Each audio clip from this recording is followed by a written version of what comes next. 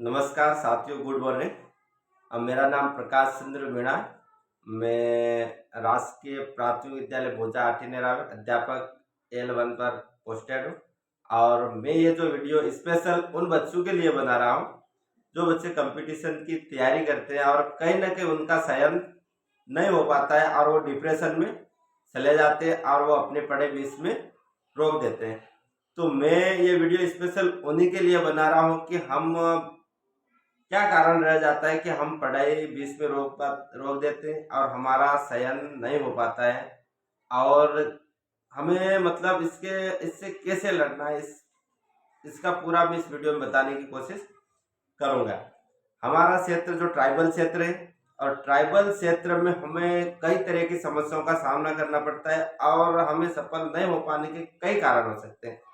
जैसे शहरों में जो सुविधाएं मिलती हैं वो हमें नहीं मिल पाती है, लेकिन हमें उन सुविधाओं से भी मतलब अगर नहीं मिलती फिर भी हमें सफल कैसे होना है। जितने भी महापुरुष हुए, जितने भी सफल व्यक्ति हुए, उन सबको पहले सुविधाएं उपलब्ध नहीं हुई थी। जितने भी बड़े बड़े महापुरुषों के नाम आपने सुने थे, सबने कहीं ना कहीं समस्या देखी है, कहीं ना कहीं मतलब उनका मतलब ऐसा जीवन रहा है। उनके अगर जीवन देखे तो कहीं ना कहीं समस्या, किसी किसी महापुरुष ने बहुत ज्यादा समस्या देखिए और वो आज भी उनका नाम है और वो सफल है और उनका हम आज भी उनको याद करते हैं। तो इसी कड़ी में मैं आपको थोड़ा मोटिवेट करना चाहूँगा। जो विद्यार्थी डिप्रेशन में चले जाते हैं, तो आपको डिप्रेशन में बिल्कुल भी नहीं जाना है, चयन नहीं होना है। तो क्या कारण है, क्यों हमारा चयन नहीं हुआ, इस प्रश्न का हमें हल ढूंढना है। डिप्रेशन में जाने से कुछ भी नहीं होने वाला है। मतलब डिप्रेशन में जाने से हमें ना तो आगे तैयारी कर पाएंगे और ना ही हमारा सहन हो पाएगा। इसलिए हमें डिप्रेशन में बिल्कुल भी नहीं जाना है, दबाव में बिल्कुल भी नहीं आना है। तो मैं थोड़ा बताने की कोशिश करूंगा कि भाई हमें तैयारी कैसे करनी है, किस चीज़ की करनी है और कौन सी बुक्स पढ़नी है। मैं एक छोटा सा टॉपिक हो इस पे बात करूंगा।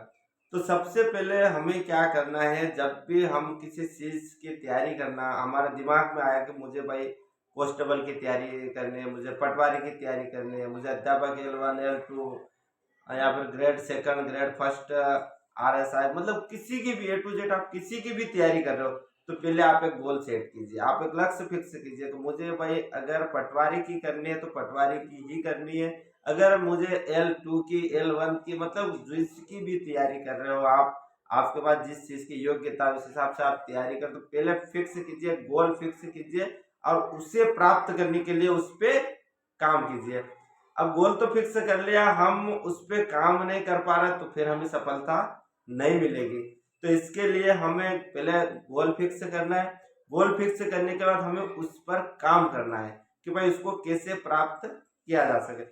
तो इसके लिए मैं बताना चाहूंगा, जो भाई मतलब तैयारी कर रहे कंपटीशन की, तो भाई अपने क्या होता है कि हम रेगुलर तैयारी नहीं कर पाते हैं, समय बराबर नहीं दे पाते हैं और हमारे बहुत से ऐसे कारण है जिससे हम समय पूरा नहीं दे पाते। लेकिन हमें अगर सफल होना है तो पहली चीज हमें रेगुलर होना पड़ेगा।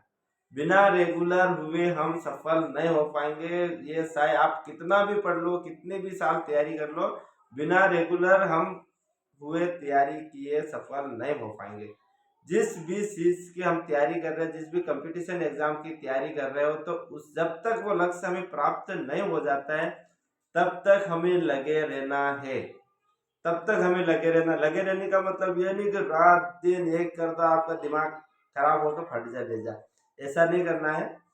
तो हमें एक रेगुलर रहना, रेगुलर के अलावा भी एक दिन में समय फिक्स करना आपकी कैपेसिटी के हिसाब से। आपकी जो कैपेसिटी है उस हिसाब से आपको समय सेट करना है। जैसे मान लो आप एक दिन में 5 घंटा पढ़ सकते हो तो 5 घंटा पढ़ो, अगर आपकी कैपेसिटी। तो समय हमें अपने हिसाब से सेट करना है कि हमें 6 घंटा 8 घंटा मतलब एक दिन में समय निकालना है। भले दिन को निकालो रात को निकालो कभी भी, तो हमें फिक्स समय निकालना है। एक तो हो गई हमारी लक्ष्य कि हमें तैयारी किसकी करनी है। दूसरा हो गया हमारे पास समय, समय कैसे निकालना है। अब हमारे पास सबसे बड़ी ट्राइबल क्षेत्र में समस्या आती है आर्थिक समस्या। तो उसके लिए हमें कुछ ना कुछ तो करना पड़ेगा परिवार के ऊपर। अब देखो इतने आर्थिक सहायता परिवार से हो नहीं सकती, घर से हो नहीं सकती।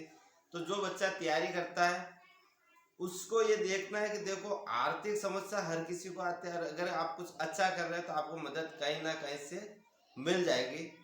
और मदद के साथ साथ हमें भी अगर थोड़ा सा समय अगर बचता है हमारा, हम कोई सिटी में रह रहे हैं, अच्छी जगह मान लो पढ़ने भेजे हैं, तो कुछ समय बच रहा है।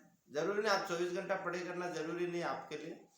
तो आपको जो समय बचता है उसमें से 4 घंटे, 5 घंटे, 6 घंटे जो भी आपको मिलते हैं, तो उस 4-5 घंटे में हमें अपना इनकम का जरिया ढूंढना है कि भाई 6 घंटों से मैं पैसे कैसे कमा सकता हूँ। हमें कोई भी काम ए टू जेड, जैसे सुबह कोई काम मिल गया सुबह का, या फिर कोई शाम का, या फिर दिन में कोई भी काम मिल गया, तो हमें उस काम को पढ़ाई के साथ साथ करते रहना।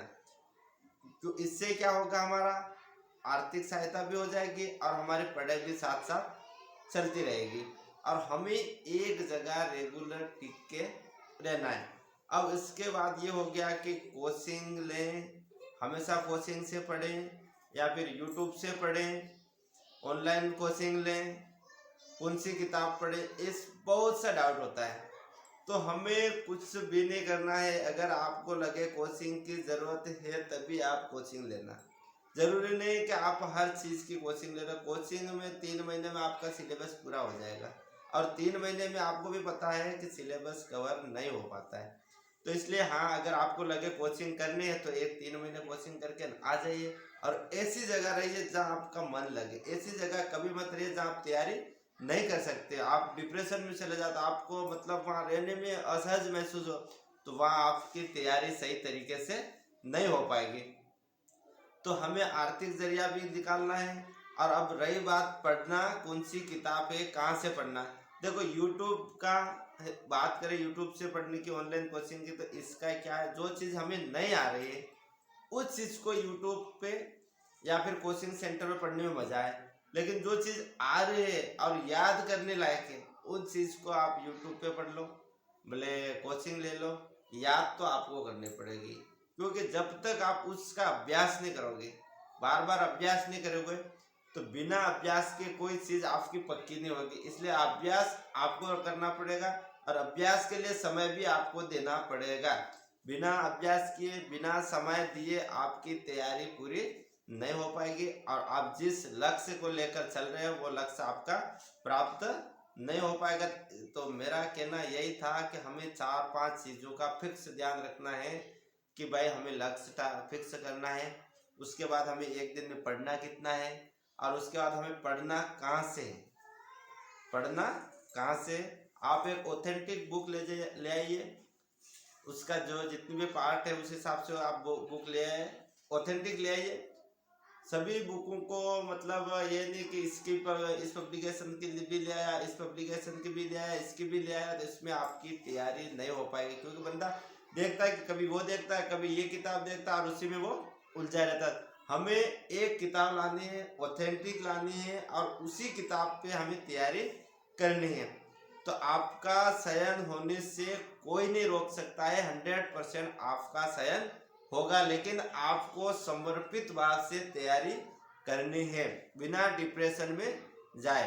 डिप्रेशन में जाने से कुछ नहीं होगा। आपका पढ़ा हुआ, आपका याद जो हुआ है वो अभी आप याद नहीं रख पाओगे।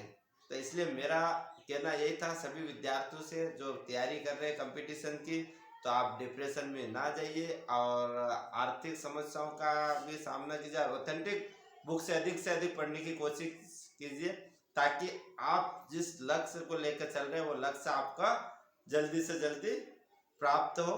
जय हिंद।